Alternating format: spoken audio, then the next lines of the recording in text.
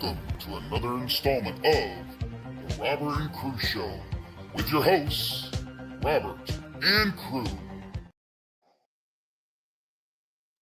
Welcome back to the Robert and Crew Show. As always, I'm Robert. And I'm Crew.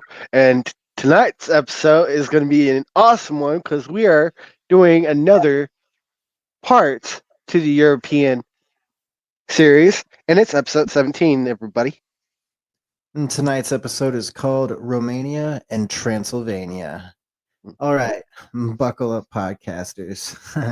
We're diving into the wild, gripping, and downright somatic history of Romania, a land rugged mountains, vampire legends, and people who have danced with empires, dodged bullets, and defied the odds. From the 1700s to today, Romania is a roller coaster of drama, intrigue, and resilience that will keep you on your edge of your seat. Let's go. What do you know about Romania, Crew?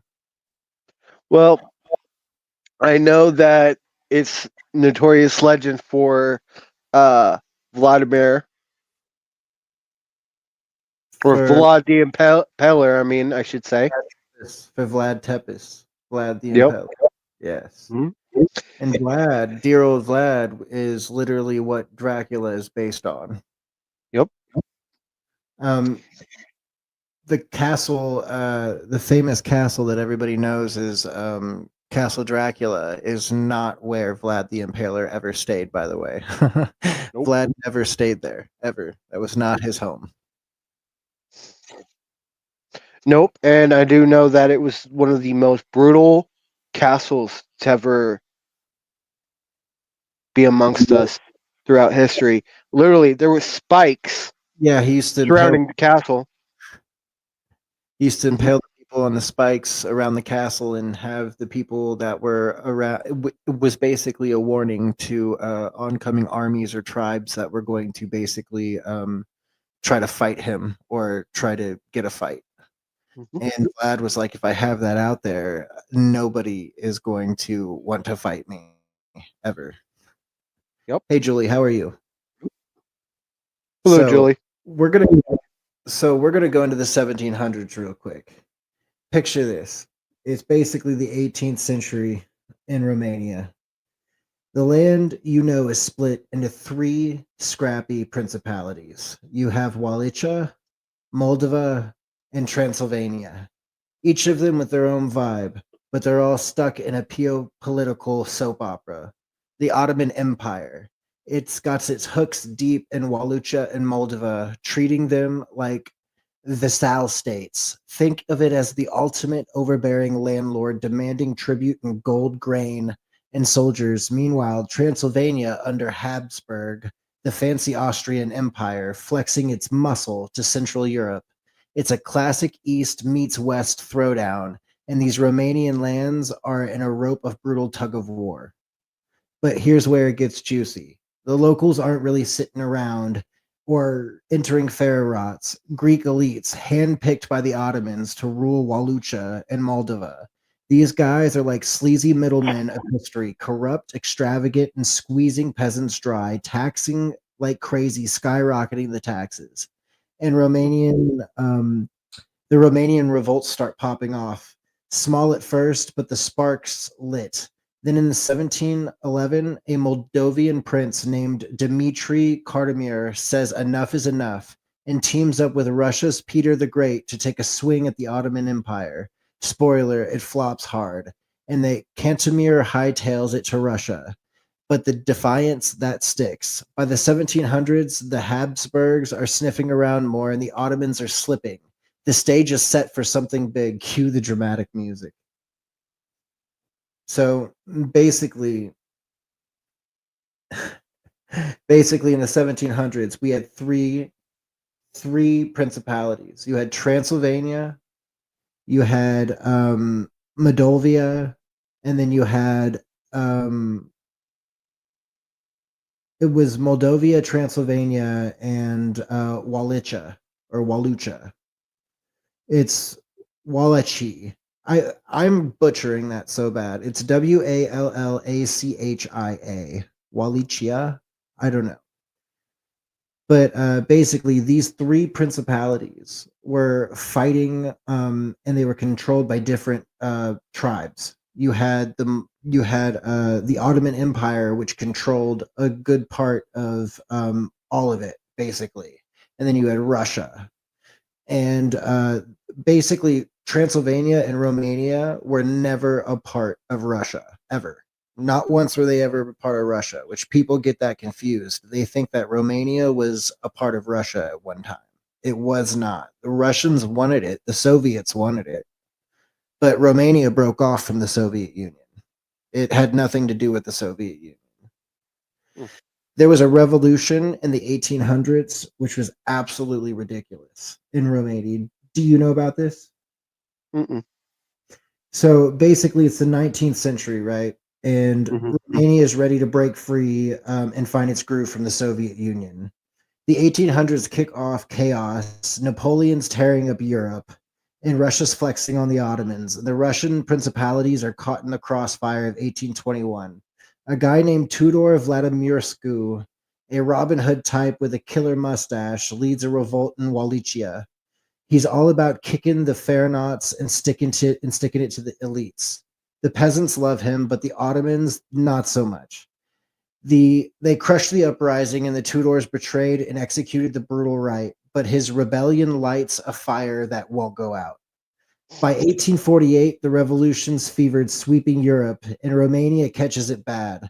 Young intellectuals think poets with swords demand freedom, unity, and a foreign rule. The revolts get squashed, but by 1859, bam, Wallachia and Moldova pull off a slick move and elects the same sorry, and they elect the same dude, Alexandru Lone Kuza, as their prince, and it's like a political mic drop. Two hands on one leader, and the Ottomans can't stop it. Kuza's rock star secularizes church lands, frees the serfs, and sets the stage for a real nation. Enter a twist. In 1866, Kuza is ousted by the Romanian imports, a German prince. This prince names Karl the First to wear the crown. Sounds random, but it works. Karl's a sharp cookie. He leads Romania to independence from Ottoman in 1877 after a bloody war alongside Russia. By 1881, he's the king of a shiny new kingdom of Romania. The 19th century closes, and Romania was stunting the world stage. They were proud, united, and ready to rumble. Basically, by 1877, Romania was free of the Ottoman Empire. So I was wrong. Russia did not attack Romania. Russia helped Romania. The Ottoman Empire attacked Romania. They wanted Romania and Transylvania. So Moldova actually helped Romania basically break free from the Ottoman Empire. So does that make sense? Yeah. So yeah, that's a little bit of backstory by how Romania became Romania.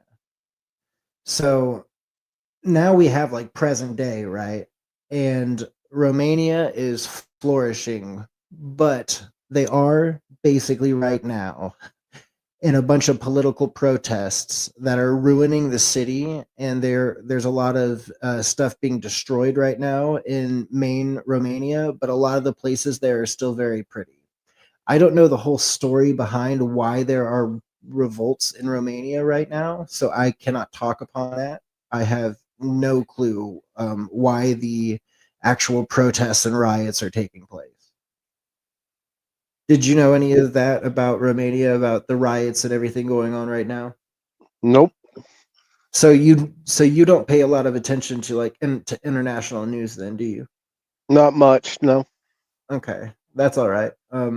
I looked up a whole bunch of stuff on Romania tonight, and Hmm. I tried to figure out why these protests and all this stuff were going on, and it's something to do with their government. And basically, Romania is known for the lowest taxes in the entire world. Hmm. Basically, their citizens barely pay anything. You can go eat a fancy dinner for two people for $48. You can eat out at a normal restaurant for $11 for two people. Rent in Romania is around $1,300 for a house. Okay, a house, and an apartment can cost around $1,000 depending on how big the apartment is.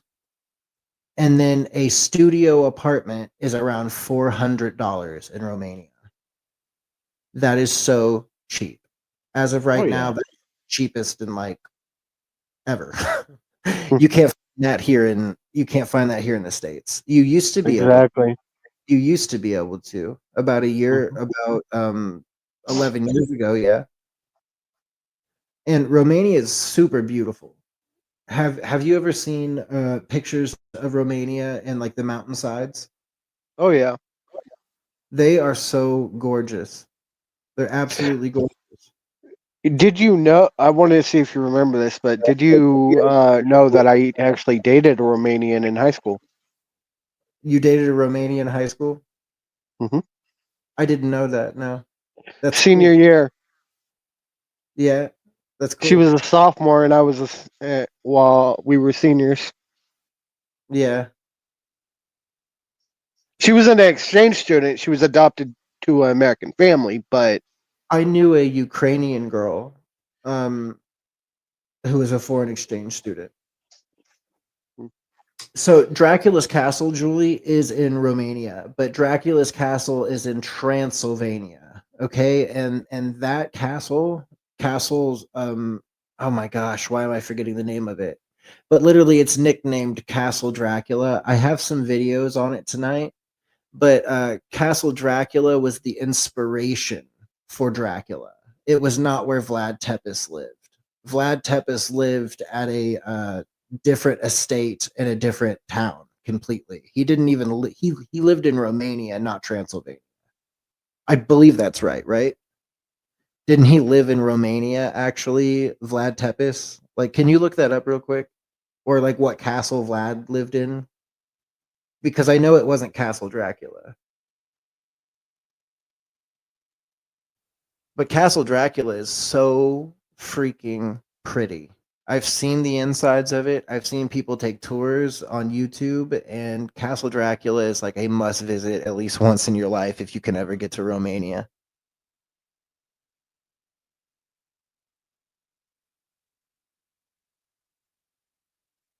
Well, no, Julie.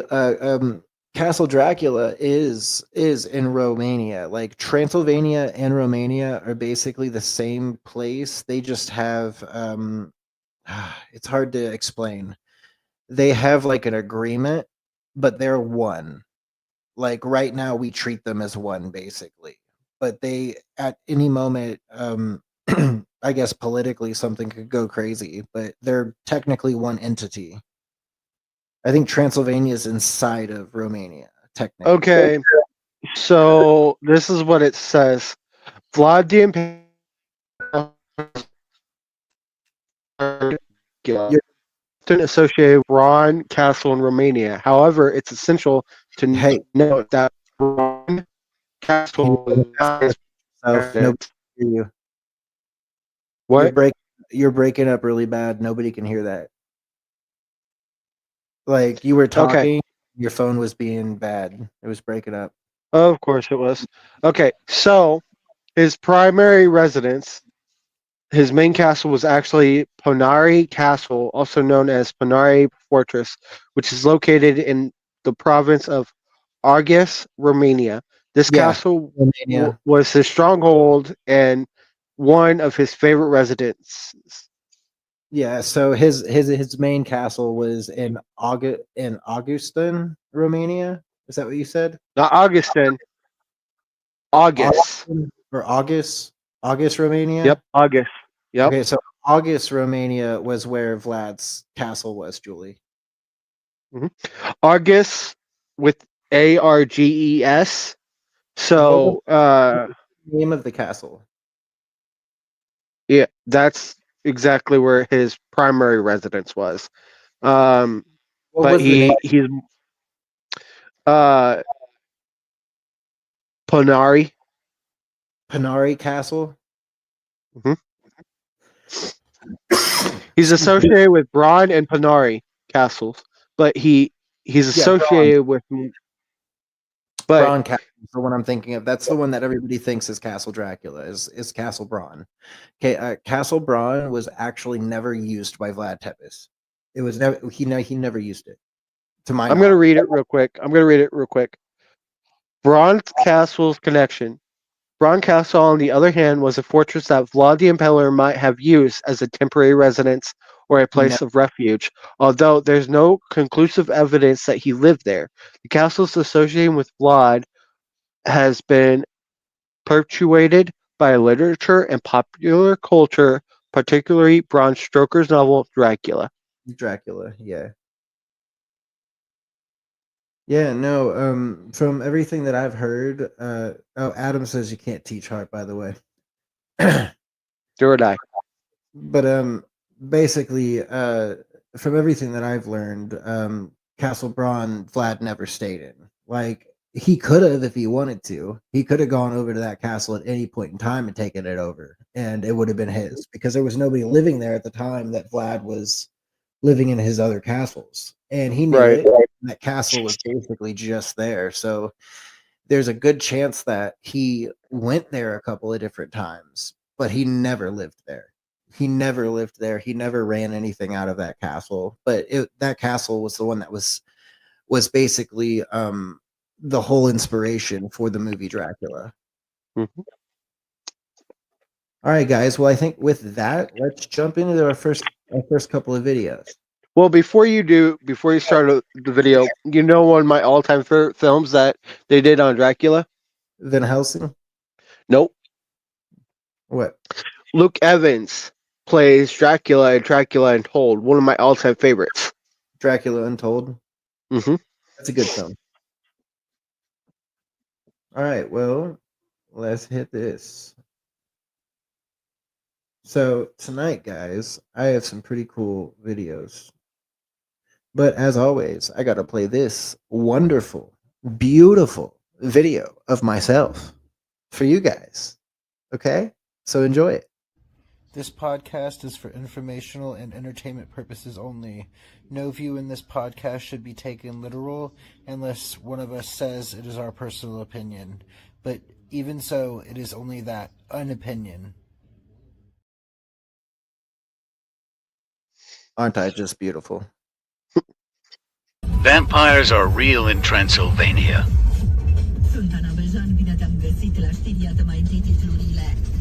Looks like something out of a movie.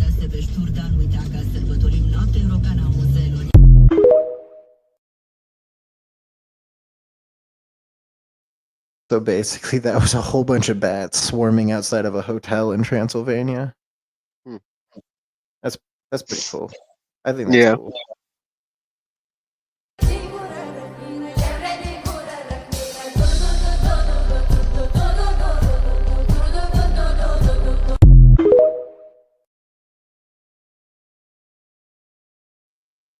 So Did they have bears dancing?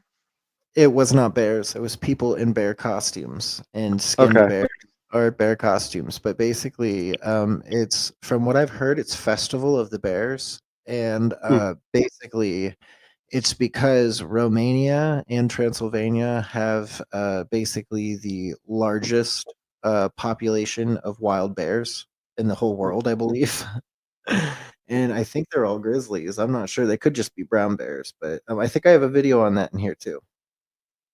But it's pretty interesting. I don't know what that festival is actually called. If you want to look that up, that's cool, because it would be good to know that. But yes, it's dancing. It's people that dance in bear costumes. On to the next one. Romanian, originating from the ancient Dacian civilization, stands as one of the world's oldest and most influential languages.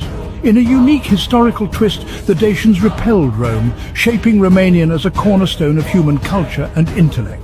This language of advanced science, art and philosophy survived numerous invasions by the Ottoman Empire, Austro-Hungarian Empire and others, preserving its antiquity.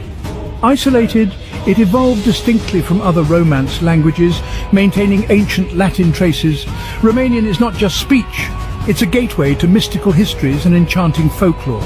Deeply rooted in the allure of Transylvania, uniting Romania and Moldova, it embodies a shared heritage. Explore the enchantment of Romanian, a language beyond time. Follow, like and share. As a country that Romania will always remain in the minds of future generations with its amazing stories and traditions.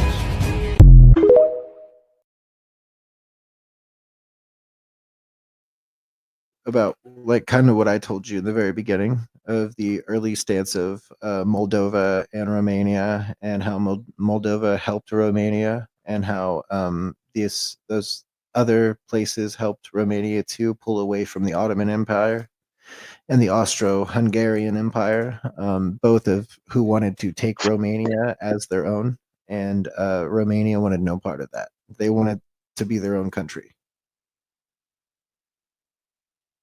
Can you blame them? Okay. Mai sunt la noi?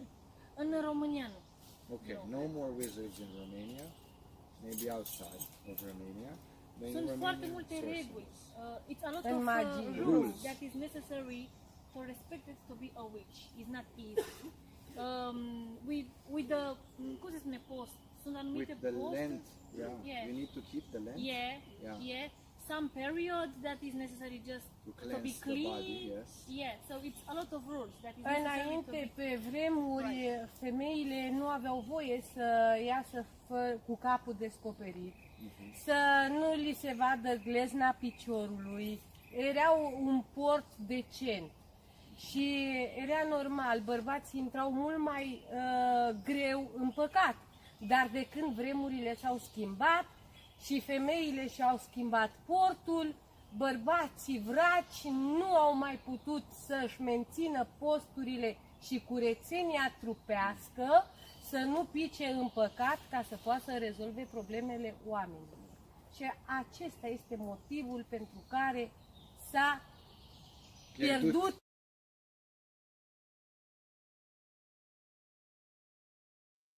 So, though that was a coven of witches that live in Romania, that live together, and the lady at the very end there, she only speaks Romanian,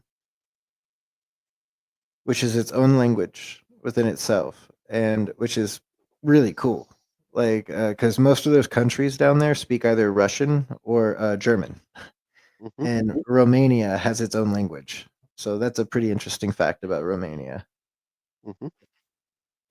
They have a heavy culture of horror, as we all know. Like, for God's sakes, vampires come from Romanian folklore. So basically, it's not even a matter of do they have witches? Oh, heck yeah, they do. They probably have tons. So Romania probably is a very spiritual and kind of like faith-based place for some people because of what the allure and the folklore has tied to it. Yeah, Julie, it would be really cool to travel to Romania. It's on my bucket list. I want to go there before I die. I want to see Transylvania up close in person. I want to walk the halls of Castle Bran. I want to see all of it. Romania would be a for sure go-to destination. I mean, I'd move there if I could. What about you, crew? Would you move there? Yeah. Romania is pretty cool.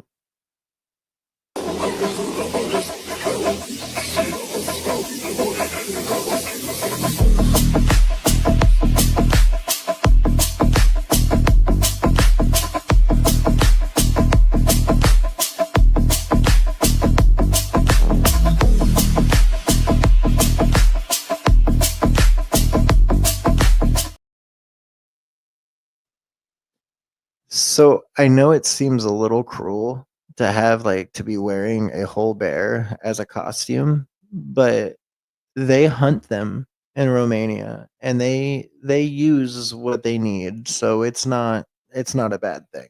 And they need to hunt them. The bears would get too crazy and they would kill everybody.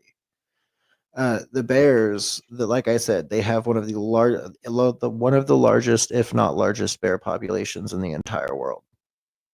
and that festival is basically a celebration of the bears. And they believe that spiritually they're charging the bears and helping the bears. So I think that's really cool. What about you, crew? That is pretty cool. Yeah. Romania is known for having a secret society of vampire hunters who protect the country from supernatural threats inspired by the folklore surrounding Dracula. In a small Transylvanian village, there's an annual monster carnival where locals dress up as mythical creatures, celebrating Romania's rich folklore in a whimsical way. That's the spirit of Romania, home of the brave vampire hunters.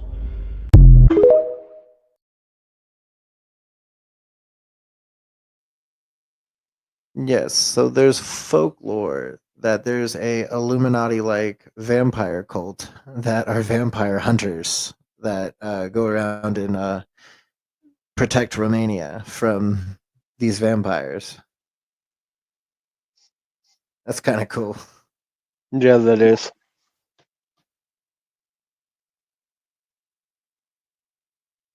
What if Romania didn't exist? The Black Sea would be dominated by Hungary, Serbia, and Moldova, altering trade routes and cultural exchanges. The passionate Romanian football team would be absent, changing the dynamics of European football.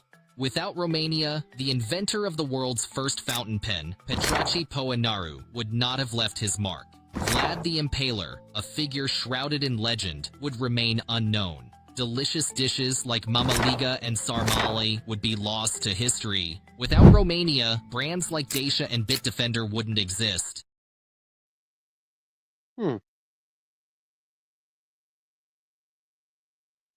Exist if we didn't have Romania, except for Vlad. Can we just like forget about him, please? Right. He was a horrible man.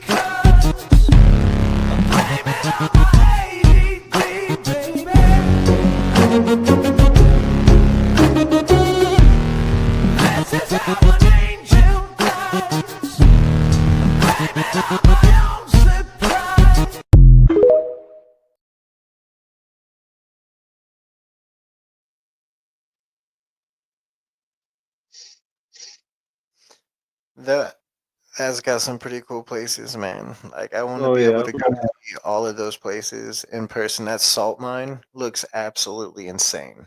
How cool would that be to go into that mine and just like walk around and look at it? I bet Very it's one cool. of the world. And then of course it got some castle photos and videos in there, and we're gonna see the castles here in a second. The world is not in your books and maps. It's out there. Can you promise that I will come back? No.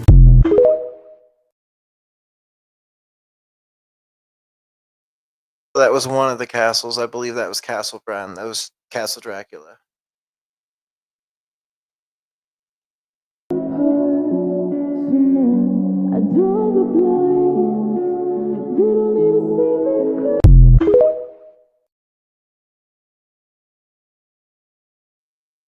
Imagine having a view like that. I want to go so bad, man. Me too. What in the what is this house? Why is it so nice, guys? It's just a random house. Wow. Well, there you have it. That's what I'm telling you guys. Romania is just, look at these houses over here. What's the story behind these houses, guys? People of Romania, explain to me. Look at the fruits too. What? Why does it feel like I'm in China or something? What are these houses, guys? What? Look. Did we go on a tunnel to a different dimension or something? What is that, guys? They're building more. What?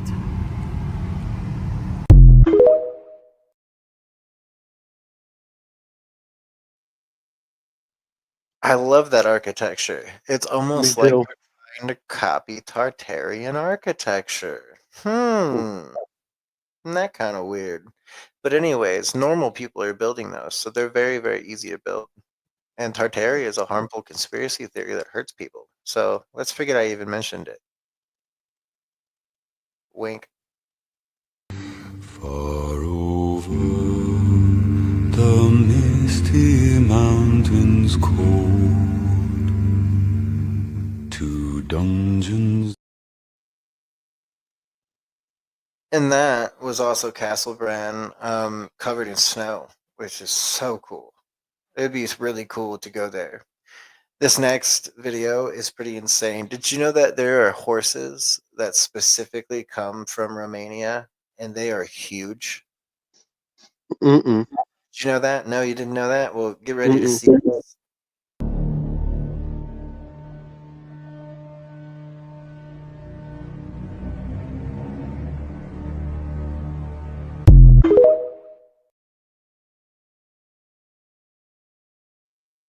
That thing could kill you. That thing's huge. Mm-hmm. It'd be really cool though to have that. It'd be like, I have a horse that looks like Arnold Schwarzenegger.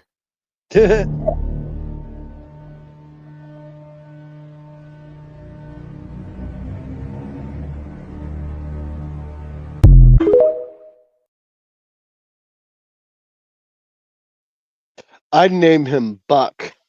Right. I'd name him something like probably like Slayer. Killer.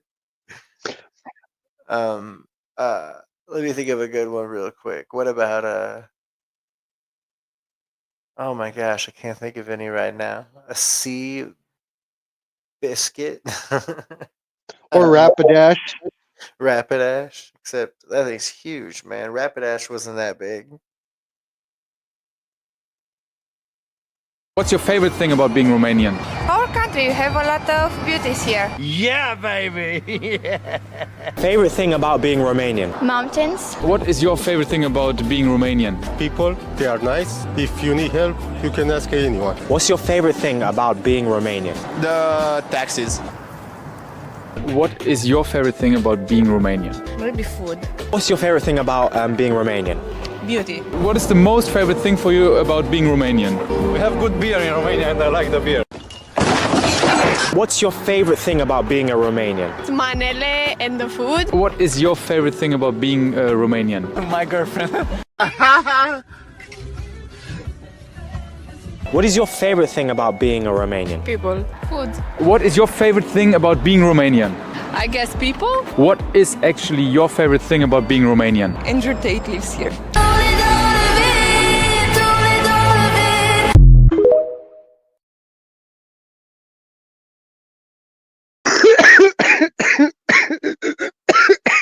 God damn it, that broke me.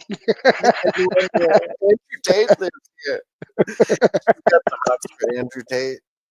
That's hilarious. Oh god, that was great. Andrew Tate lives here. Hello That from broke. Romania world. I'm neither a gymnast nor a vampire, but I am the Romanian Minister of Energy. And you have probably read a lot about this country recently. Yesterday, the Constitutional Court took an unprecedented step and annulled the entire election process for our next president. It did that because Romania has been the target of a massive hybrid attack from the Russian Federation, which supported one of the main pro-Russian contenders for president. Now we'll have elections next year, and you may have uncertainties and fears. But please note that Romania will stay a democracy, We'll stay open for business, and we'd love for you to invest, and we'd love for you to come and see this beautiful nation. So please share this video to everybody who wants to know more about my country. All the best.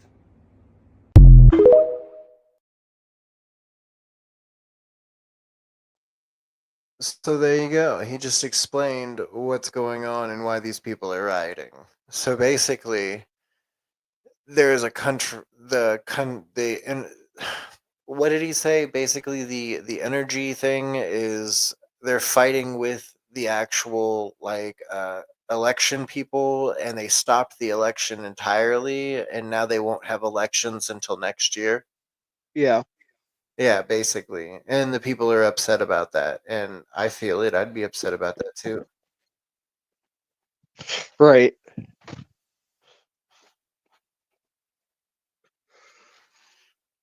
Oh, yeah. I mean, that's not a very fun thing to have to go through. Oh, no.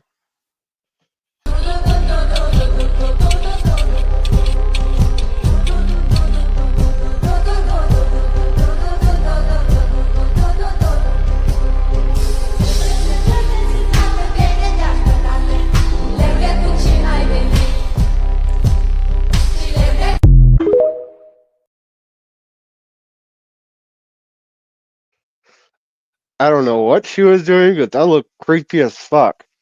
She's a farmer, and that was a scythe, and she was cutting her grass. So she's a female reaper. Got it. She was old. For sure. She was old.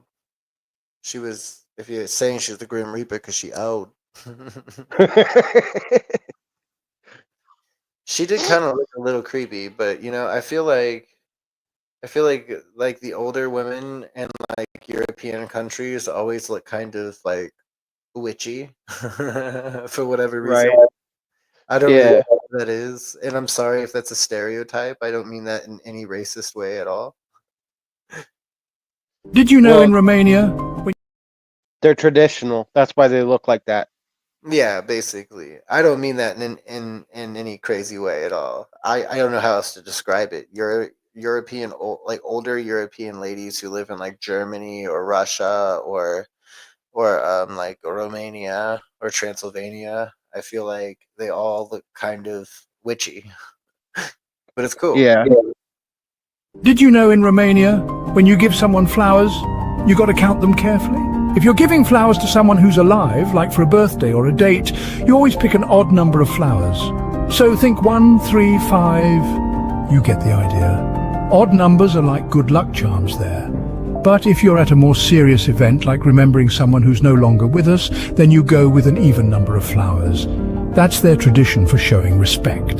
The type of flowers chosen can also be significant. For instance, chrysanthemums are commonly associated with dead.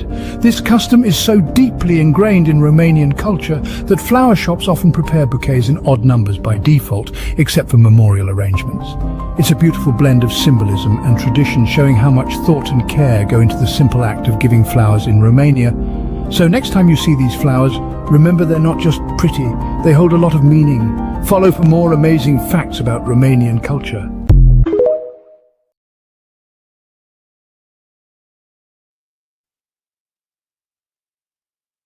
What'd you think about that, bro? That was pretty cool. It's weird that different countries have different customs, including with freaking flowers, man. Right. No one can agree on how Bram Stoker first learned about Dracula. For years, biographers said that Bram Stoker was originally inspired by Arminius Vambery, a fascinating Hungarian spy and polyglot who traveled in disguise across Central Asia and became an international celebrity. And to be honest, it seems like pointless nerd shit, but people get really mad about this. The rumor, often reported as fact, was that Vambery told Stoker about the Transylvanian myth that Vlad the Impaler was the immortal monster for the first time ever. Another rumor was that Vambery may have also been the inspiration for the character Van Helsing himself. This rumor originated before Stoker's notes had ever been published. It seems natural, after all, Vambery knew Stoker, he was a scholar of Transylvanian history, and Van Helsing even writes to my friend Arminius at the University of Budapest in the book itself.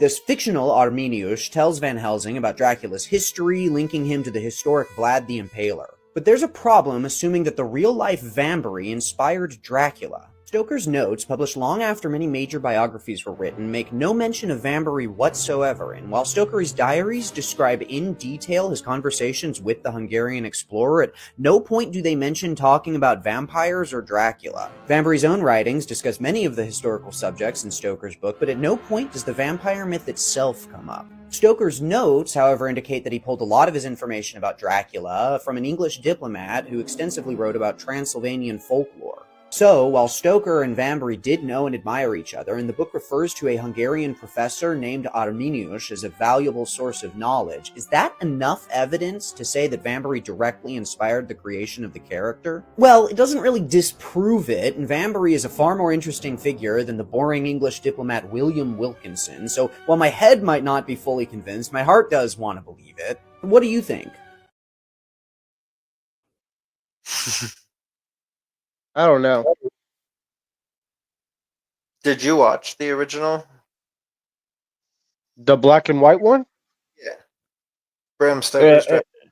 Yeah, I've seen them. I've seen all the Draculas, and honestly, out of all of them, the only one that actually got my attention was Dracula Untold, the 2014 edition one. Right, I like the originals. The originals are good. The originals are good. It's just the nostalgia to the Dracula Untold, the way they did it, the graphics, showing Vlad turning into Dracula, and then all his people turning into vampires. Yeah. And and then showing him in the current times. I'm like, ooh, this is great. I absolutely love the way that they portrayed Dracula in the original though. It's such a good film. And then Van Helsing with Hugh Jackman, that was a good one. It was just it's not as good as Dracula Untold. Van Helsing's great. Absolutely. Oh yeah. Oh yeah, it's phenomenal, and Hugh Jackman did a phenomenal job as That's motherfucking Wolverine, bro. Mm-hmm.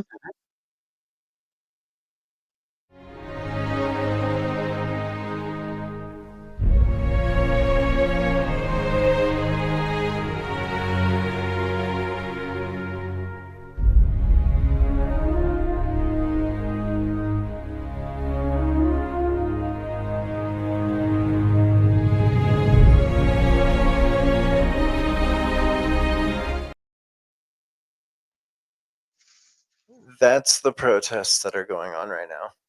Okay. There's a lot of them. There's a ton of them going on. Some of them have gotten violent, which are not very good. Right. Do you ever want to travel somewhere but just don't know where to start? Then I have the perfect company for you. EF Ultimate Break handles everything for you. I don't know why that got in there. It was only like 5 seconds, and that was nothing. I think there was an ad that literally got downloaded. My bad, guys. Where are you from? Romania. True or false, Romania is home to the largest mammal in Europe. Yes. What is the population of Romania? 19 million people. Romanian is a Romance language. Can you tell me which European languages is it closely related to? Latin. Spain, Italy. French? French, yes. Portuguese? Yeah. What is the Romanian currency? Leu, ron. What does it mean in English? Lion. Bucharest is also known as? The Little Paris. True or false, the Dacians are the original inhabitants of present-day Romania? True. Tell me something most people don't know about Romania. We are one of the most religious countries in the world. In Bucharest, the Palace of Parliament is the second largest building in the world after the Pentagon in US. In Romania, you can see Castelul Hunezilor from Hunedoara. The horror movie The Nun, if you know, was filmed there. What will I only find in Romania? Kindness. No, we are the most kind person in the world. You sure about this? Yeah.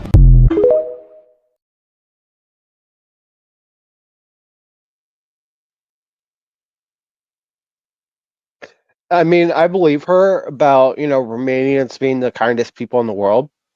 Yeah. Because they're very welcoming. And the girl I dated back when I was in high school as a senior, she was very nice. Mm-hmm. she didn't have the accent because she's been in America for so long. Because she was adopted when she was 3 years old, Right. and she told me she's been to Romania visiting her birth mother, who was an actress in Romania, and she told me that they were so welcoming. They're very nice. They will treat you as their own, and it's a beautiful country. Right. It is. It's gorgeous. Everything in Romania is gorgeous. I mean, stepping outside is like, better air. I feel like just being in Romania, you have better air. Mm-hmm. That's probably not true, but I absolutely that's just how I feel. It's how beautiful it is out there. No, seriously, what is this place? This is heaven.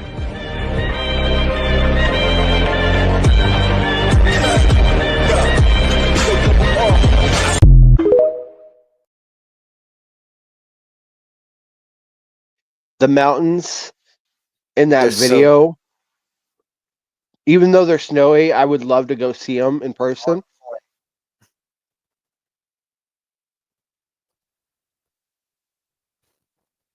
They are great. I love it. That's absolutely beautiful. I would do anything to go to those mountains and stand on top of that peak. Right. Julie says she loves the Van Helsing movie. It is a good movie. It's a great movie. One of the better movies. Romania, a land of rolling hills, dense forests and ancient castles, offers a culinary experience that is as rich and varied as its landscape.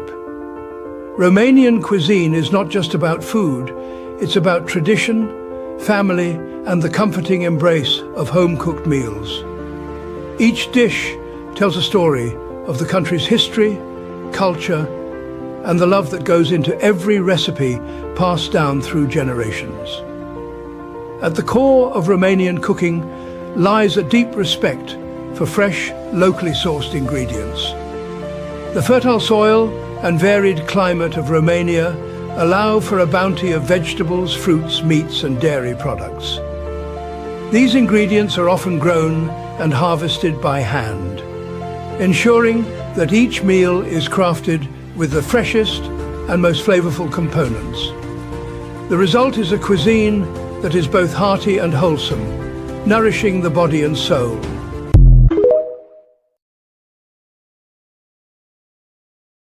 That's pretty cool. Their food looks so good. Right. It makes me so hungry even just looking at it. Come along as our crew ventures into one of the most haunted forests in all of Europe. We're in Romania, just outside the Hoia Baciu forest, as we pack our gear to head in to meet a group of witches. We venture deeper and deeper into the forest in our off-road vehicles until we finally reach the rotunda, a mysterious circular patch of land where nothing can grow. And all around you are the hauntingly bent trees of the forest. The sun was setting and we set up camp, waiting for the witches to arrive. Considered some of the most powerful witches in all of Romania, they performed a blessing to protect our crew from any evil spirits. Once the ritual was complete and the sun had set, we began our night investigation. It ended up being one of the most memorable nights of my career, and you can stream it later this summer on Max.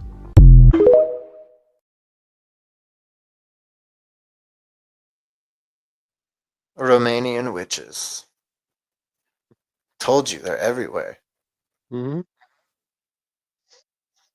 Creepy, but cool. Right. Mm-hmm. We decided to live in the Romanian countryside and create our own small, cozy homestead. And I think the question we get asked most is why? Why choose here when we could be in the United States? Well, I have a few answers. The culture here is genuine, warm, and hospitable, where neighbors look out for each other, know each other's names, and families are deeply connected. I love that the elderly are cared for and respected in ways that almost feel forgotten in our culture. I feel so safe here, raising a family, going out alone, own literally anything. I never feel like I'm in danger or need to look over my shoulder. Food is a cornerstone of life here. People know the importance of eating homegrown, home-cooked meals, and even the medical system here leans into natural, holistic practices alongside modern medicine. The village air feels so fresh and clean, and the nature is breathtaking. And perhaps one of my favorite parts is that the pace of life here is so unhurried. People visit with each other more often and for longer. There's no such thing as a quick 30-minute coffee here. If it's not at least 4 hours, then it's not worth it. Life feels slower here, more intentional, wholesome. This is our life for now, and I'm so grateful. If you're looking for inspiration to slow down and live more intentionally, then follow along for more videos like this one.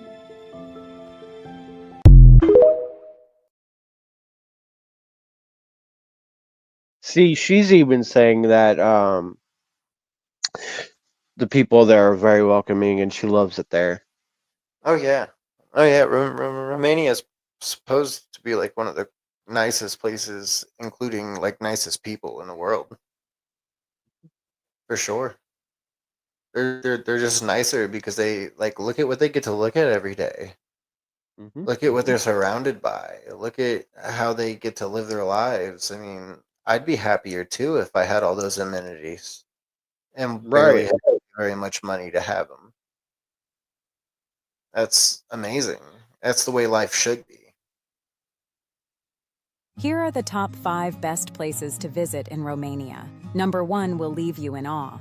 At number 5, we have Constanta. Located on the Black Sea coast, Constanta offers beautiful beaches, historic sites like the ancient Roman mosaic, and a lively port. Next up at number 4 is Sighișoara. This medieval town, the birthplace of Vlad the Impaler, boasts a well-preserved citadel, colorful houses, and cobblestone streets. Holding the number 3 spot is the Bucegi Mountains. Known for their stunning landscapes and outdoor activities, the Bucegi Mountains are perfect for hiking, skiing, and exploring natural wonders. At number 2, we find Brasov. Nestled in the Carpathian Mountains, Brasov offers a mix of medieval history and natural beauty. Visit the Black Church, stroll through the charming old town, and explore nearby attractions like Bran Castle. And at the top spot, claiming number 1, we have Bucharest. The capital city blends history with modernity. Discover the Grand Palace of the Parliament, explore the historic Lipscani district, and enjoy the city's vibrant nightlife.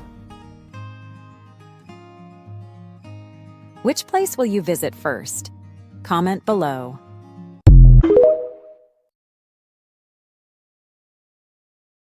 I think I'd visit Bran Which place? Castle first. Yeah, Bran Castle. I think everybody wants to visit that first. Well, I mean, Ever wondered what visiting? because of the fact that it's such a historical site that that it's something you need to take in when you first get there.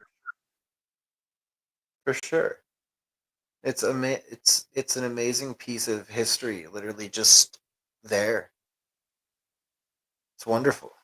Ever wondered what visiting Transylvania would be like? Well, let me share with you this fairy tale land known for its medieval towns, castles, and myths and legends. To get there, I flew to Bucharest, then hopped on a train to Brasov, a gorgeous city in the heart of Transylvania with an old town that's a must visit with its cobble streets and colourful buildings. Dracula's castle should be top of your list, and you can't forget to visit the rest of the Transylvanian castles and fortresses. It really does feel like you're in a magical fairy tale land here, and I could not recommend a trip enough.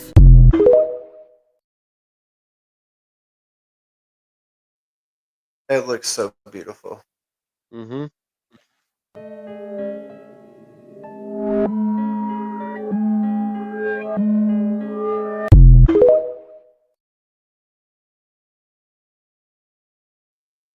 Transylvania in 1492. Obviously an AI video, but cool. Yeah. That was cool.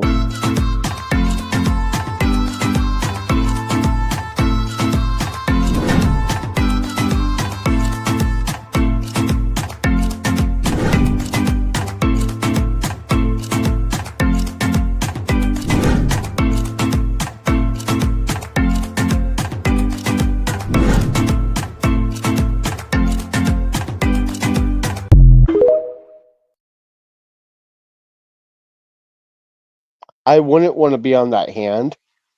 Why not? Because one, I'm terrified of heights.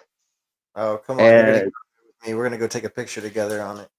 oh hell no, I'm good. I'll let you do that. I'm staying off of it. Poser. Do you want me to get lightheaded in the fall? No, I don't want you to fall. Okay, because if I'm in high places like that, I get very lightheaded. Yeah.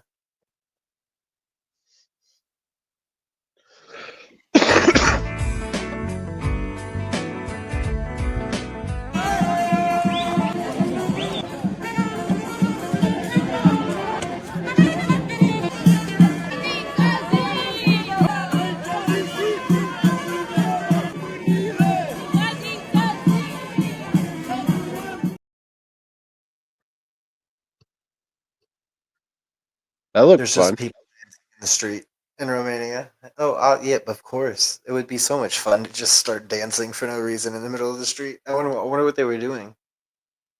It was probably a celebration of some kind. Yeah. Like maybe a wedding or a special day or something. Yeah. When your husband is Transylvanian, they teach you how to impale people.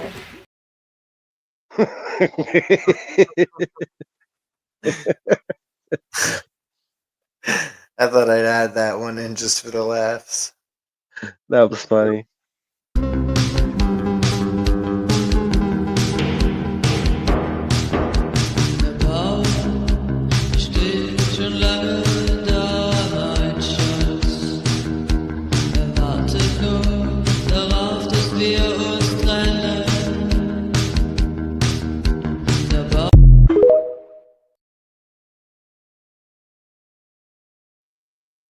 Some of those torture devices looked absolutely horrific. Like that chair with all those spikes on it. And then also the mask. You see the Mhm. mask with freaking needles in it? Mm-hmm. Jesus.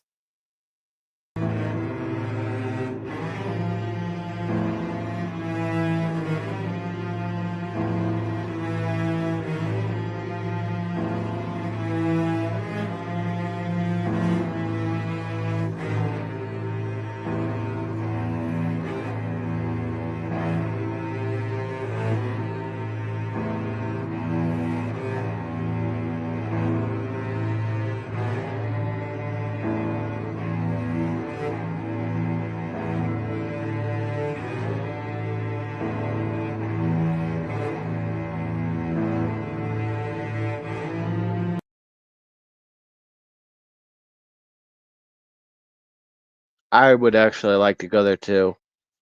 That's absolutely amazing. The art all throughout that place. I think is it a church or what is that?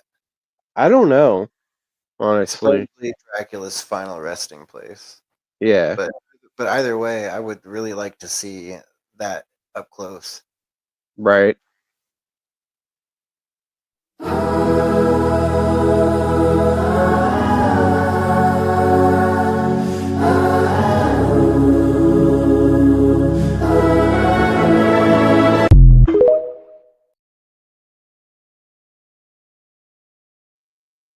Yeah, they're home to the highest population of bears in Europe. That's what I thought. I thought maybe it was the world, but I think it is just Europe. So, but that's really cool. Right. And they celebrate their bears, as you saw Mm. earlier in videos. Yeah. Their bears mean a lot to them. Scariest legends in Transylvania. Strigoi the Bloodsucker. The Pied Piper. Wilhelm. Daddy, I think there's a spider on my floor. Bao Bao the Child Snatcher.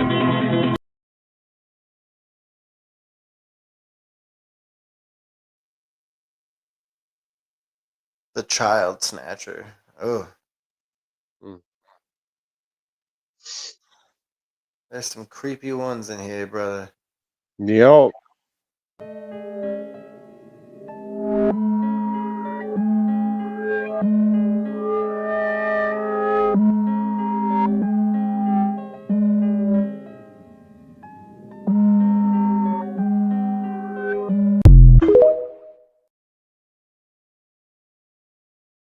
Nosferatu. Yeah, Nosferatu.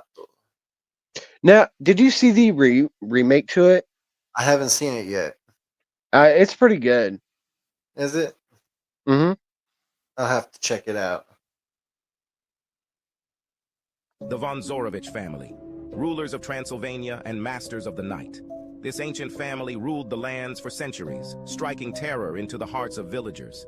They say their power comes from a dark pact made in blood, but their rise to power cursed them, binding them to the night. Forever undead, their thirst for blood is insatiable. At the heart of the legend is Count Strahd von Zorowicz, the most feared vampire of them all, reigning over the family's cursed bloodline. Many who dared enter his castle were never seen again.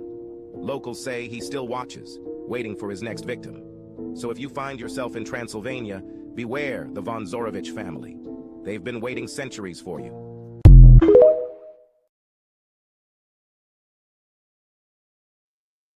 Makes me want to go even more.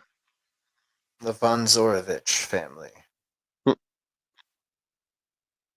We're in Sibiu in Transylvania, Romania, and this is a view from our room, and I don't know what's going on. These buildings have eyes. And they're watching us. We gotta talk about the eyes of Sibiu. Sibiu is known as the city with eyes, the city where houses don't sleep, and Sibiu. Why? Because the houses have eyes. Oh yes, and this is day 42 of taking charge of our lives and doing what feels right. Okay, let's get down to the mystery of these eyes that are freaking watching me. The windows come from a time when people would store grain and cheese in their attic, and so they had these windows on the roof so that it would provide ventilation for the cheese. It would let in fresh air without letting in too much light. Genius! But yeah, it literally feels like these cartoonish eyes watching you everywhere. I'm not freaked out, you're freaked out. I also love these little heads. I don't know if they serve any function or if they're just purely decorative. They're cool. And we made our way to the medieval walls of Sibiu. Oh okay, first these dolls though. Talk about creepy as fuck. Like, what? No.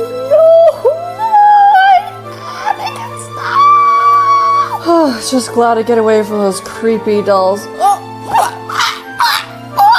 What is this place is creepy. Okay, back to the eyes. I'll take those eyes over those creepy ass dolls. But I have a little confession to make, and these videos are they're a little bit delayed in my posting, so shh, don't tell anyone. But we're at the Sibiu Christmas market and we're getting some food in our stomachs. But I gotta tell you, the food was sitting out and it was really freaking expensive. I actually don't recommend it. We're working with this hotel called Kleinus Hotel. It has a cool location. It's got a dope layout. That's pretty cool. That food that they went and got didn't even look like it was that good. Right. Still looked pretty cool though. It did, but it didn't look like that.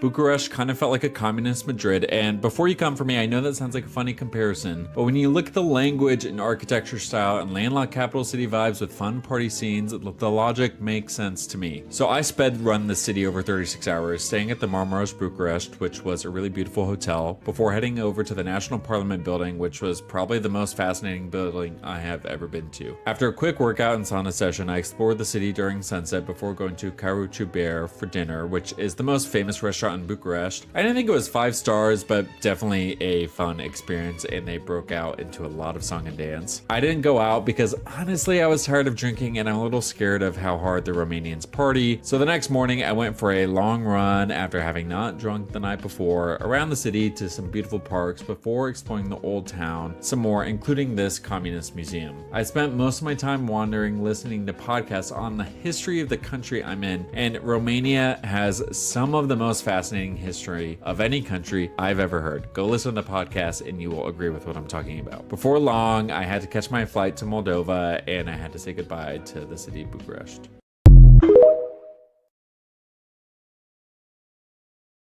It's funny because we're doing a podcast, so yeah,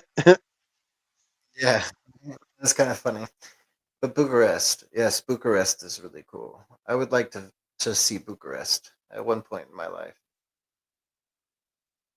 In the rich tapestry of Romanian folklore is one of the most enduring and fearsome creatures, the Strigoi. These malevolent creatures have haunted the collective imagination of Romanians for centuries, and their legends have been passed down from generation to generation, leaving an indelible mark on the country's cultural heritage. The Strigoi are not your typical vampires. They're not suave, charming immortals that are hanging out in the shadows. Instead, they're restless, troubled spirits of the dead who return to the world of the living with one sinister purpose: to torment their own family members until they too meet their demise. And the familial horror adds a whole new level to the creepiness of the Strigoi, as it preys on the people that at one point it was probably set to protect and nurture. And what sets the Strigoi apart from other vampire myths is its very peculiar appetite, as these creatures are said to relish feasting on the flesh of living humans. A really gruesome detail that just sends shivers down your spine. But their thirst for blood doesn't stop there. Strigoi are believed to be able to send their souls out at night to meet up with other Strigoi souls under the cover of darkness and wreak havoc on communities, satiating their hunger by draining the blood of both livestock and the people in town.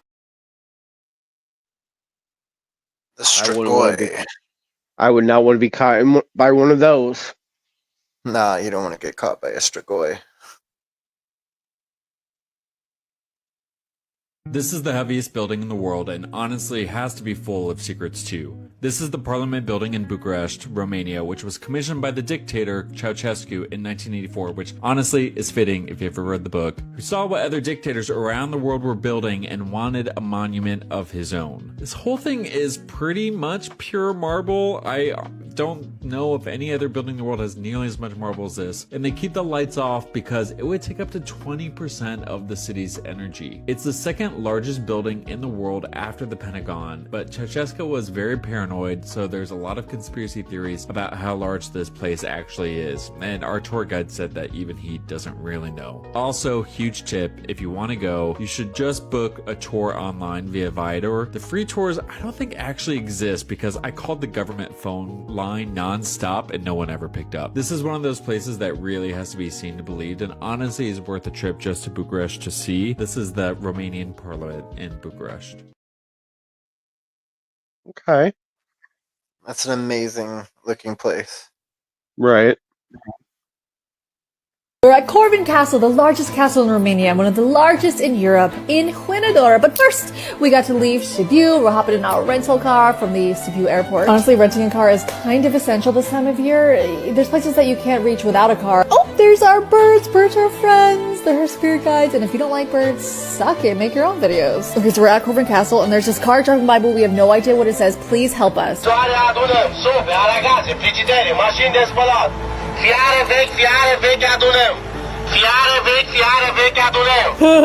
idea what he was saying. He even stopped to talk to us and then was speaking to us in Romanian, but we don't speak Romanian. Oh, and we felt the teeniest bit of snow ever. This place blew our minds. It literally looks like a real-life Hogwarts, and this moat, this stream is running into the bridge. It's gorgeous. I love how lush and green it is. Tickets to get into the castle were only $7.65, which is pretty cheap. That's less than half the price of entrance into Bran Castle, the famous Dracula castle. Okay, this well is wild. It is almost 100 feet deep, and the legend says it was dug by 3 Turkish prisoners who were promised freedom if they reached water. Well, after 15 years, they reached water, but they were killed, so. I gotta say, one of our favorite places in this castle is the gorgeous 15th century vaulted chapel. It's just cavernous and the sound echoed. It was really amazing. In one of the secret rooms, okay, it wasn't secret, but you had to like open a door to get there, and it wasn't clear if we were allowed to open the doors. But there was this live musician playing medieval music.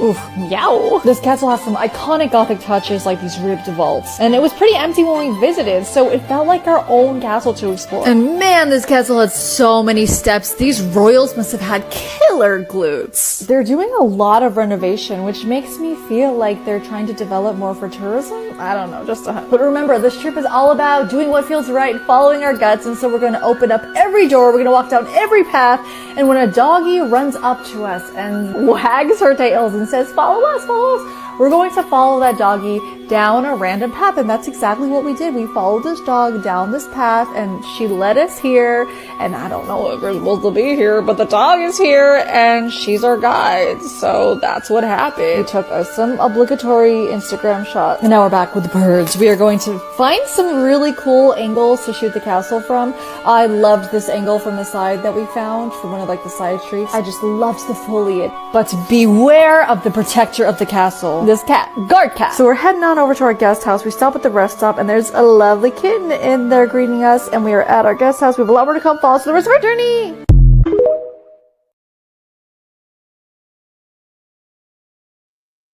Okay.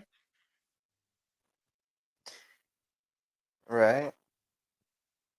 So you want to move to Bucharest, Romania, where the cost of living is 65% lower than the US. Rent is 75% cheaper, and you could live comfortably with $1,232 a month. Dating is a lot easier too. More on that in a bit. You can live the bachelor dream when rent is only $590 for a one-bedroom apartment in the city center and $359 in the suburbs monthly. Groceries are only $265 per month. Utilities $148. Fast internet is only $9, and an unlimited cell phone plan is $10. You can easily take your date to a decent restaurant and spend $11 for the both of you, or ball out at a luxury meal for just $48. Transportation is a breeze when an Uber or taxi is only 65 cents per mile. Being a breadwinner while your wife stayed home could not be easier when rent for a 3-bedroom house is $933 per month in the city and $629 in the suburbs. The average 3-bedroom home is about $148,000, and most local families live comfortably with $2,680 a month. Looking for wifey material? It's a piece of cake when 85% believe in traditional values, 65% report being happy, the divorce rate is only 1.2%, and the fertility rate is 1.6, and 57% of the population is women, and 54% of those are under 25. You don't have to worry about speaking Romanian because 31% of locals speak English.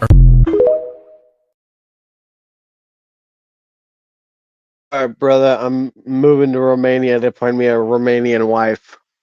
Yeah, I told you we gotta go to Romania, man. I might not come back either. Well, guys, that was all the videos I had for Romania, but I thought we would sit here and we would chat real quick about some of the coolest things we saw in those videos. What was your favorite thing you saw besides how many beauties are out in Romania and how much you might find yourself a wifey out there? Okay. Honestly, I'd say it would be Braun Castle. So I would have to say I would absolutely love to be able to see. I would love to be able to see the castle for sure, but I would want to go hiking in the mountains, and I would want to actually be able to see the mountains for myself and Oh yeah, be able to stand on top of that hand, possibly even just be able to go all the way up to these crazy places and hang out for a while. These things, Romania is just so beautiful. In all of it, like it feels like you're in a different, like you're in a fairy tale land in Romania. That's how I would explain it. Feels like a fairy tale. like okay, I definitely do want to go see the mountains. That's for sure thing, and I want to try their food. Oh my For god, sure. yes. Give me some of the food, man. I need some of the fucking food, man. And see some of their architecture. Like The architecture looks sweet. Like oh the yeah. houses with eyes, man. The whole reason why they had those houses with eyes, where they weren't eyes, they were windows, basically to keep cheese good, Mm-hmm. to not let sunlight in, and make sure that the cheese that was kept up there would stay good. That's crazy. Yep. That's so cool, though. And I also want to experience for myself how genuine, nice everybody is, out there. Right? It sounds like a good place to be if you just want to like hang out with people and figure out what's going on around you and who's happy and who's just a good person. And it sounds like most of the people there are pretty good people. They are Right. nice, they care about each other, they help little old ladies across the street, they'll help you put your groceries in your car. They seem like really nice freaking people. Oh yeah. And that girl said she's not afraid to go out by herself alone. I mean, to be quite honest, like I know we as men can like walk out here and go wherever we want United in the United States, but my wife doesn't feel comfortable going outside by herself sometimes out here. Well, I mean, if you think about it, certain countries, have a tendency to creep women out. Mhm. Traditional countries like Romania, they families raise their family to be genuine and respectful and treat everybody the way they want to be treated, the traditional way. Um, like for instance, there's so many countries out there that do not treat anybody different. Right. Now there's certain countries that pretty much, like Germany for one. I've met so many Germans who pretty much treat Americans and anybody else that's not American, that's not German, badly. Like Yeah, don't, I think it can go both ways though, because American women, specifically American women, like are really mean to other races and other cultures. And well, it's not a you're race thing right. either. It's just like a culture thing. Like we're white women in America and black women in America and just women in America are genuinely more aggressive for whatever Mhm. reason. There's a lot of road rage that happens here in America too, and there's a lot of murder that happens, and there's a lot of drug use, and there's a lot of violence. And then So there's a lot of carrots. yeah, I mean, there's a lot of everything. But I feel like But in Romania, when you wake up and you get to see the mountains every day, you don't want to go out and kill something. You don't want to well, a problem. You want to just it's go see beautiful stuff and have a good life. it's also like this. Okay, so I'm going to go back to the Germans for a second. And it's not just German women, it's German men too. Yeah. There's certain Germans that I have met who, if you're not German, you're below them. I If you're mean, not German, but I think that goes both ways. I think that right? goes both ways in every culture. Like Yeah, Americans do it. I think I like on quite honestly, I mean, just because you live in Romania doesn't mean you're a good person. I'm sure there's right. Romanian people out there that do the same thing. And it's like this. Australia, for one, right? They Mhm. have this weird language where they say words in different in their own way, but Put that they're in mind. very funny, but they can be very rude, and they don't mean to be rude, but that's just how they are.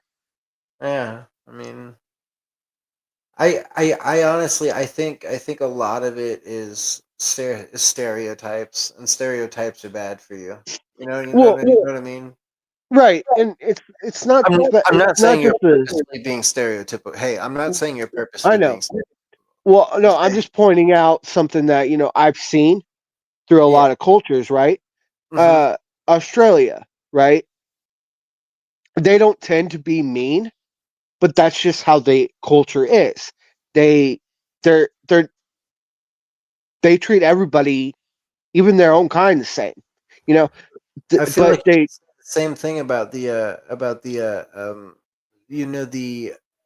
the Middle Eastern countries. They right, treat people a certain way. right. So, like the women for one. Yeah. You if you're Middle Eastern and you're in or not Middle Eastern, right? All women, not They have to wear hijab. yeah, but I believe they don't have to in Oh, they do in Saudi Afghanistan. Arabia. No, in Saudi Arabia they don't have Yeah. to, but they do have to wear like long sleeves and cover their legs. I They think it's can't show kind of their skin, I but they think it's can show kind their of messed hair. because they're like saying that basically women get diddled because they wear clothing that makes them look like a slut. But like I feel like that's not okay, because I feel like Saudi Arabian men and Middle Eastern men just need to know how to control themselves. Well, no, it's not that. It's a cultural thing. Like they believe women are not allowed to show their beauty, right? Right, but And that's their man. But I also find that extremely abusive. right, I don't and find that. I don't find that the word of God. Like right. that's not something that God said. God never said your woman must cover yourself. Now, did Muhammad? Maybe, I don't know. But And like British. Let's get on the British for a second. yeah, what's up with the British stuff? So they drink a lot of tea, and they eat a lot. They have multiple meals throughout the day. They um they have a weird sick sense of humor, Right. but they don't treat anybody different. No, I get you. So, like I said, I think it goes both ways. I think certain cultures definitely have certain ways that they act towards other people, but I also think that people in general can just be rude, off-putting, or upset, and just people have bad days, man. I don't think it's like real. It's not that easy to just be like this country's better than this country with people wise. I definitely do think there are countries that excel with people, like people who are just nicer in general or just have better values. The United States don't have great values. I mean, I don't care what anybody says. I love the United States. I wouldn't want to live anywhere else, but we some of our people don't have the best values. Yeah, exactly. Like Ain't that the um Texas for one uh has the most biggest fast food system throughout all of Texas, right? Yeah. And that's sickening. Like, don't get me wrong, I love my fast food. Do I eat Right. it on a daily basis? No. No, you Do I shouldn't. right? Do I occasionally go to the gas station and get me a chicken sandwich or a cheeseburger here and there? Yeah, because because they're cheap and they're close by. But What do you normally eat? do Like I normally eat? if you're not eating like fast food or gas station food, what are you eating? Um, Either food I have in my house, like like Right, but are you bread, eating pasta, sandwiches. I'll eat bread? sandwiches. I'll eat ramen. I'll eat hot dogs. Um, just whatever I can get, right? Or I'll, Whatever. I'll eat or I'll eat these like healthy what like Your packs. meal kit, yeah, your meal kits, your meal Yeah, my kits. meal kit. Yeah. And Yeah, like that's just me though. But my thing is what I notice is there's certain things that is so weird, like Kansas City for one. Let's point out Kansas City. Okay. And I'm right about this. Kansas City, if you go into a certain neighborhood, right, hmm you get treated badly. Oh yeah, for sure. But if you go into a Hispanic district, you're treated nicely. If you go anywhere except downtown, you're treated better. And don't go down to downtown KC and expect to be treated like a person. Now, if you It's not go gonna happen. if you do go to downtown Kansas City, you would want to go to like the Plaza area or Yeah, Plaza or Westport. West. Don't go to Westport. I Never love go to Westport. I love Westport. There's certain spots in Westport you don't want to go. Stay away from Westport at night, idiot. No, I Yeah, love that you, but don't. that's the only time you want to stay away from Westport is at night. Union Station, Crown Center, those are nice places to go. Crown Center's cool. Um, oh, I love Union Crown Center. Station's cool. Um, I occasionally will, whenever I get off work, I'll occasionally walk over to Crown Center Mm-hmm. and Union Station to, just walk around, look at Right. the, stuff they have around there, but I don't really buy anything. I just look around because it's really cool. It's big. It's a big mall that we have in Kansas City. Um, Also, one of my other favorite areas in Kansas City to go near is, I mean, it is, but it isn't. It's sketchy at times because you never know who you can trust out there. Mm-hmm. But over by T-Mobile Center, Oh yeah, yeah. No, that's a cool place. But it anyway, is, but it isn't. Like for instance, Power and we Light gotta District, tie this back into Romania, man. right? But like, if you tie in all these other cultures compared to Romania, you notice a difference. Yeah, for sure. But like I said, though, I think it all comes down to human nature. Yeah. I can't just look at everybody and be like, "Well, Romania's got better people." I can't really do that. I can definitely look at certain parts and certain places and certain countries that definitely have really good or really nice people. Like I would say, for instance, in America, you have Hawaii. They're supposedly really, really nice in Hawaii. Um, I also know that in America, you have places like Detroit, Michigan, that's supposed to be really, really good during the day and really, really, really bad during the night. So I know Same as Chicago. places can Same just as fluctuate. Yeah, same as Chicago. Like, um, oh, I even know about California. Chicago, so the gang wars in California is bad too. You know, Yeah, like the but California's got like, nice places in it too. yeah, but thing is, like, oh, and we can't forget about Florida either. I love Florida. Oh, I love Florida too. The Key West area, I've always wanted to go there. I've never been to Florida, but I've always like loved I'd hearing love to about go it and there at seeing some point. pictures I and would stuff love like to that. move there. I would love to move to Florida. Oh, me too. It's just the problem I have with most places is hurricanes. But besides Right. that, I love Florida. But Yeah. anyways, what's what are you saying that you feel like there's certain spots in countries or even certain countries, I guess, that are just more genuine than others Yeah. when it comes to the people?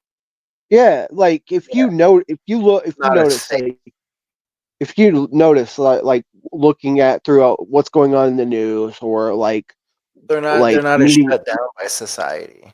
right, and then if you look at like if you meet people who are coming from those countries, right, you can Mhm. tell who's genuine, who's not, who's trustworthy, who's not. Um, like for instance, I dated a Romanian, so I would know and her Right, but you also experience. dated a Romanian who was residing in America. You did not date a Romanian who is directly in Romania. That's a Right, little bit different. exactly. It is, but A her little bit experience, different. her experience when she did For visit, sure. she For telling sure. me her experience. But and then I have family friends who are from Afghanistan, and they're genuine people. They're Yeah. nice, and I mean they believe certain things, which You're I'm gonna not have gonna, nice people.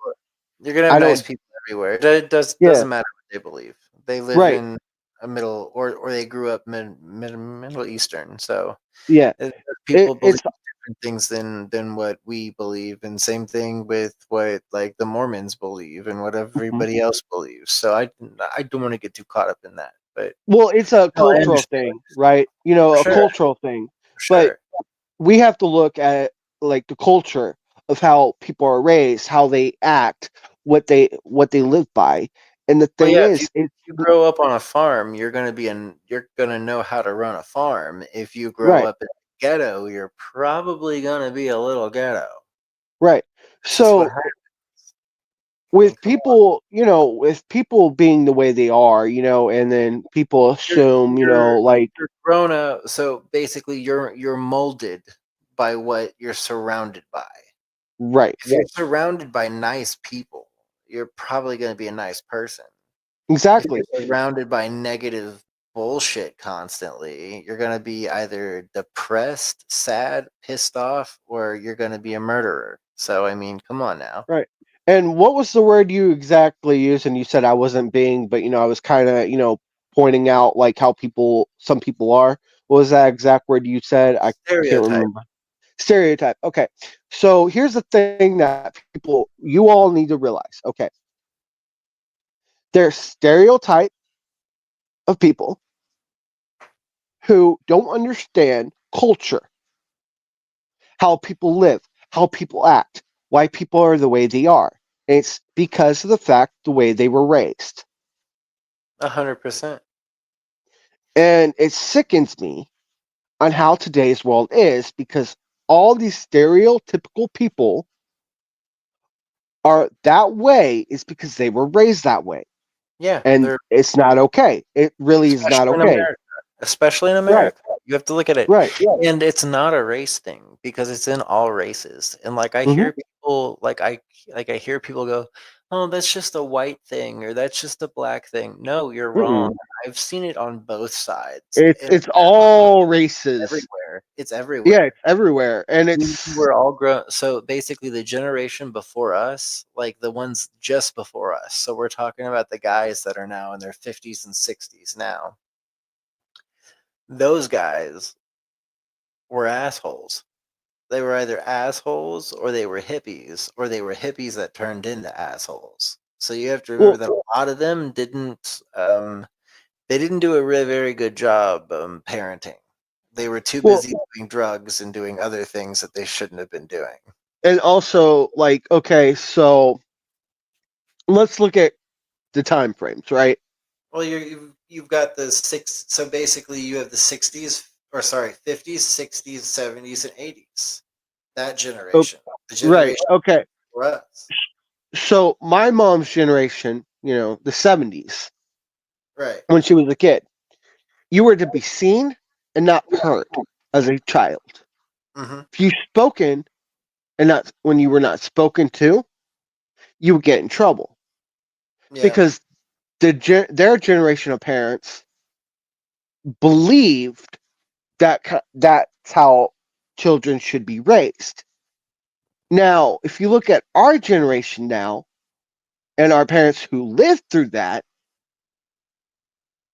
how do you think our parents are thinking how we're acting?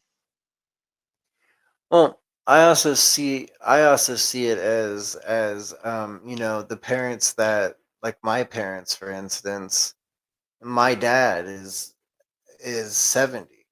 So he's pretty old. He's older than most of the other dads out here of people in my generation. And he's been through it, so he knows exactly what he's talking about on a lot because he's seen it. Yeah, so I could tell you that my father, he definitely thinks that people are just shut off. They're desensitized and shut off. So, especially in America. And that's why when you go to places like Romania or places outside of the United States, it feels more welcoming. It feels better because those people are nicer, or so they seem to be. Because we're so used to being around all these people who are running around in New York or running around in Philadelphia or running around in Kansas City or running around in Chicago trying to do every little thing that they're trying to do, worried about how they're going to pay their bills and their taxes, when people in Romania are living pretty nice. They barely pay tax and they're able to live a nice life on $1,500 a month. Now, for me, okay, so a lot of people who know me think I can be a complete asshole at times, and there's reasons why. It's because of what I went through my entire life, which if you all haven't seen the episode I did last season about my life, go check it out. My life story, and you'll understand why I'm the way I am. But here's the thing that a lot of people don't know about me, which Robert will tell you. I'm one of the genuinest, nicest, kindest people you'll ever meet. I'm kind to all people. Doesn't matter what race you are, sexuality. I'm iffy about, people who want to say they, them, I'm iffy about them. I I don't judge them. You just I don't don't understand it. You just don't I understand it. don't understand it, and I will voice my opinion. I say I don't agree with it, but I'm not going to judge you. No, you shouldn't You're a judge person. anybody. Right. It's okay to not agree with something, okay? Like, if you wanna sit there and be like, "I don't agree with somebody wanting to be trans," that's okay. You are allowed to have that belief. Right. No, But if you want to you're be not allowed trans, well, no, what I'm saying is you're not allowed to go and tell people, "Hey, hurt this person because they're trans," or, "Hey, right. do this No, because this person is this," or, "Hey, we should ban trans people." That's right. absolutely ridiculous. Like for instance, I have a family member who is trans, Yeah, I mean, you right? just get over it. You just get And over it. It's and their I decision. and I, You get over and it. I love them. They're my family. I'm not going to judge them. I'm not going to hate them. I'm not going to mistreat them. I'm not going to, disown them. They're my family. I love them.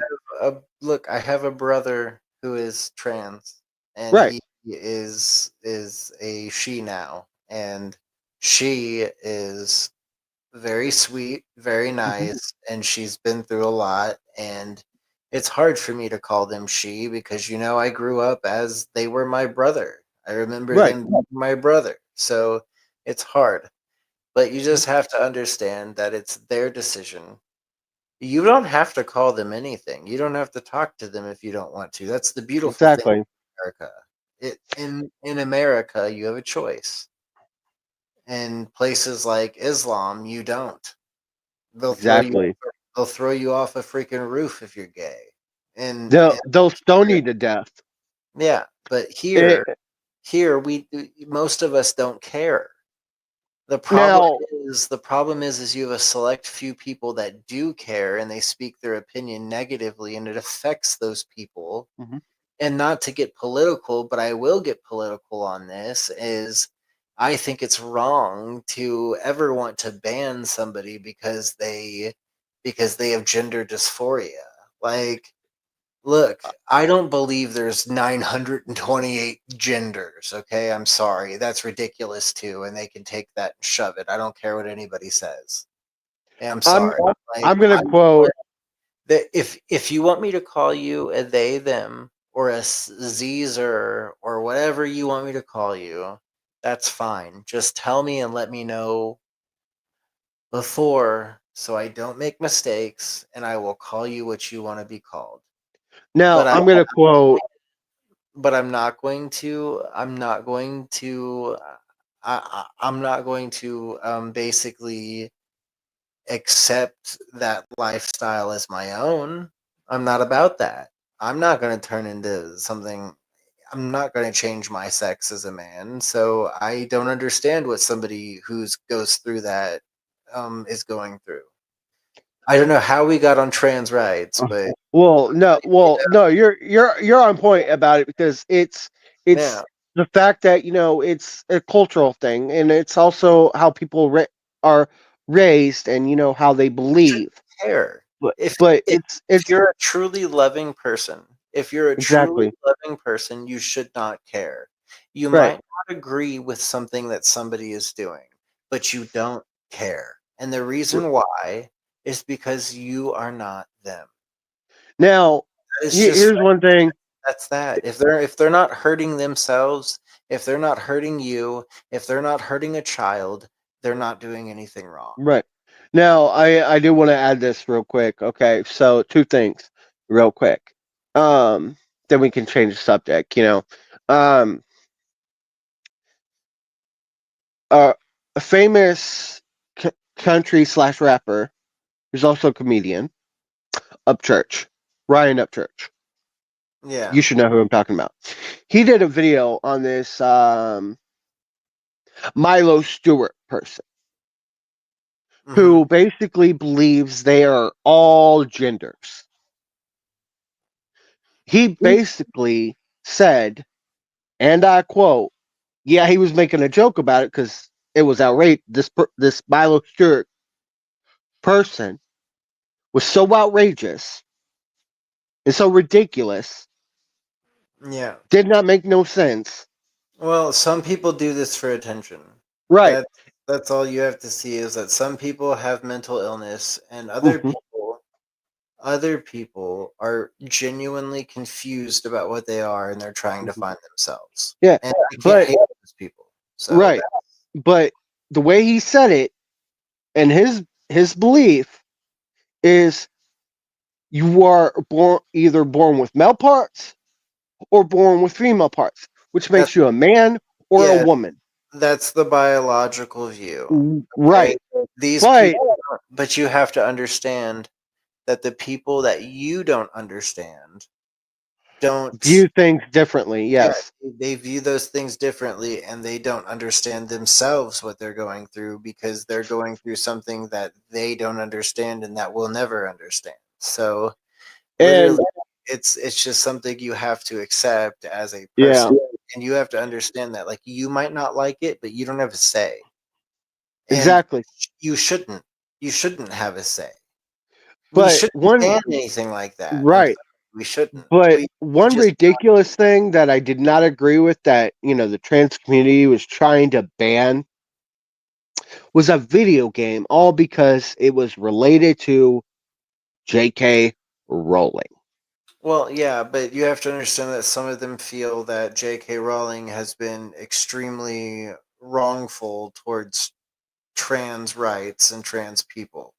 Yeah. And, I will tell you that she has said some crazy shit and she has said some down to earth shit, just like some other people. Okay. And I will say that people are allowed to make mistakes and people are allowed Exactly. to say ridiculous shit, especially when they're upset. It's Mhm. called freedom of speech, and we should be allowed to say it. If I want to look at you and I want to call you the C word because I'm that pissed off, I should be allowed to call you the C word. I'm sorry. That's just how it should Right. be. Just like I think, and this is just my personal opinion, but with freedom of speech, I think if you're a white person and you're not afraid to use the N word, you should be you're going to use it if you're going to use it, and you should be allowed to because it's freedom of speech. But do not be surprised when the repercussions come and you get your ass kicked by a bunch of black people. Don't It's be surprised. all karma that will hit you in the butt. But Now, but I think you should be allowed to say whatever you want to say. If you're going right. to say it, you're going to say it. Now, if you say something stupid, don't be surprised when stupid choices lead to stupid actions that lead to you Mhm. ending up in the hospital, Mhm. or you ending up hurt, or you ending up unalived. Because that's just it's what happens, and you shouldn't attack somebody for being different. You shouldn't attack somebody for being another race. You shouldn't attack anybody for being anything. You should just shut up and deal with it because we live in America and we're all supposed to be free. Mhm. But Now, that's enough on the political stuff for tonight. I don't want to yeah. talk about Right now, uh, I'm gonna add something on the religious aspect. The bullshit about religion is, if you don't believe in one thing, you're a hypocrite. Or if you say one wrong thing, you're saying blasphemy. blasphemous.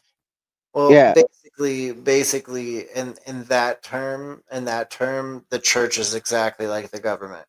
Right, which is sickening. They But choose what you get to believe in. They choose how much money you need to donate to them. They also choose when you get to worship and what time you get to worship. And I mean, they don't technically get to choose that. Obviously, you can go home and do whatever. But the fact that the church is only open one day a week for certain churches or whatever, that's not okay because those places are supposed to be open for prayer at all times. That's how it was back in the day. That's how it should still be. I mean, I'm sorry. I think churches became a scam. I think the real people that do their research and they know in their heart who to follow and what to go for, those are the people that have it down. And I'm not going to say Jesus and I'm not going to say Muhammad because there's a million different religions. Okay. And everybody thinks they're following somebody. I'm not going to tell you the Christianic religion is correct. And I'm not going to tell you the Jewish religion is correct. And I'm sure as shit not going to tell you the Islamic religion is correct in any sense of the matter. But I will, It, however, tell you that people are allowed to believe what they want to believe. exactly. Believe what you want to believe, Mhm. but don't tell someone what Don't they force believe it is onto wrong. somebody else. Yeah, Your don't force your beliefs onto somebody else. yeah, don't force your religion, don't force what you believe on somebody. You can, if you want to, give the good word, that's your decision. But everybody has a right to accept it or not. Yeah, Now, you don't get to force Jesus down my throat like you don't get to force your dick down my throat. I'm right. sorry, but that's how it works. That's how it Yeah. works. You don't Now, get you don't get to push me into submission just like you don't get to shove the Bible and smack me with it until you knock me out with it. It's not how it now, I'll be honest, there's times I'm walking down the street, in a certain neighborhood in Kansas City, and I'll come across a Bible thumper. You're like, hey, excuse me, do you know the good word? My which that's response is, yeah, which I say, yeah, I know the good word. They're like, oh, so you know Jesus? I say, yep, I know who Jesus is. you just Good day. And then go about my business. Because here's the thing, I've heard it so many times all that, you have to do all you have to do is just be nice and tell them, Mhm, yes, I know what you're trying to do. mhm, Yes, I'm already doing this. Yes, I follow this, and be done mhm, with it. And if mhm, you don't agree with what they're saying, you either A, you ignore them, or you tell them, hey, thank you, but that's not my religion. I do not wish to mhm. convert at this time. I'm sticking with my religion, and that's all you Yep, can do. You're allowed to do that. It's yep, America. yep. But guys, tonight has been a wonderful episode. Mhm. We got into politics and religion somehow at the end of this. I don't know how, but it's all good. I want to let everybody know that no matter who you are, I don't care who you are, what color you are. I don't care if you are the color purple, okay? You are allowed in my stream. Mhm. I don't care what your sexuality is. You're allowed in my stream. I do not believe in banning trans people or ending trans rights. I may not agree with your lifestyle, but I agree that you should be able to live it. You should be able to live however you want to live. I am fine with that. It's not hurting me, it's not hurting my kids, and it's not hurting my wife, then I don't care. You are allowed to live however you want to live. And I think the government needs to stay the hell out of it. And I think the churches need to stay the hell out of it. The people that believe what they believe, they can follow the church. Mhm. The trans people and the gay people and the people that aren't wanted by the church in any form of that aren't going to go to church. And if they are, they're going to go to a church that accepts them, because there are churches out there that do. So that's all I have to say is anybody is welcome in this stream. Don't attack anybody in my stream for being a certain way, and don't promote attacking anybody in my stream for being a certain way. Other than that, everybody is welcome. Right, crew? Exactly. All right. Well, tonight was a good episode on Romania. And then at the very end here, we got into politics and religion somehow. I guess it was because of the way that certain countries and certain peoples act. And Mhm. Crew obviously has a lot on his mind right now about where our country's going. So he wanted to say some shit real quick, which is fine. We're all allowed to have our own opinions. I'm not talking Yeah, bad shit on you, Crew. I'm just saying I know. we're all allowed to have Yeah, our opinions. yeah. And tonight I think was a wonderful episode. I can't wait for the third installment, which we're going to be doing Poland on our third installment. And here in the upcoming weeks, it's not going to be this weekend, like not this upcoming weekend and not the next upcoming weekend, but well, maybe the next upcoming weekend. We're going to have another interview on the podcast. We are going to be interviewing a witch.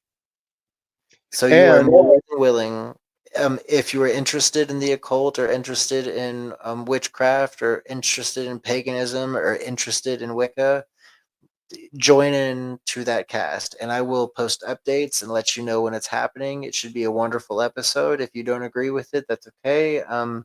I myself worship a different god than everybody else in this entire room, probably.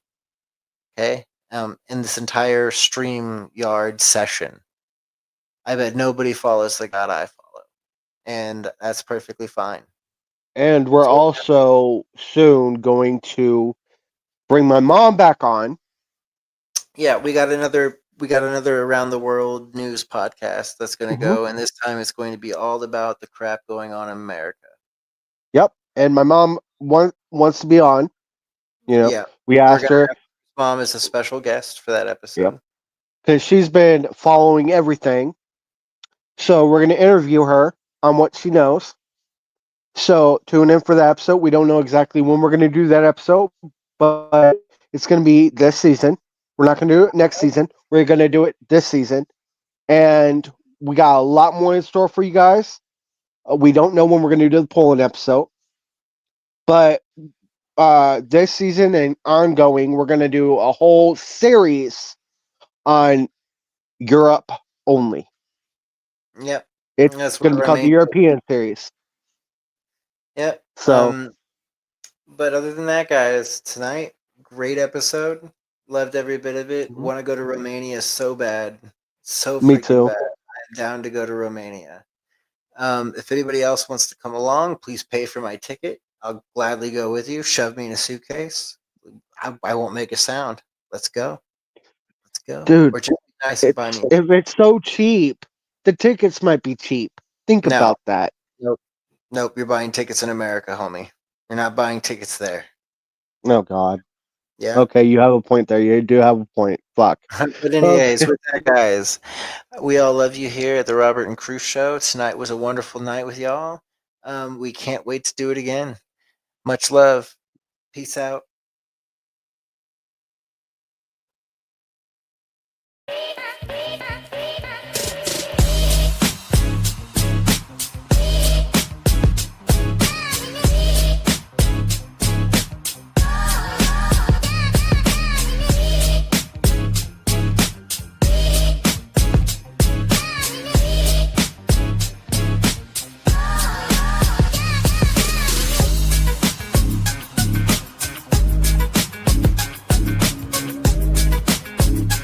Welcome to another installment of the Robert and Crew Show with your hosts, Robert and Crew.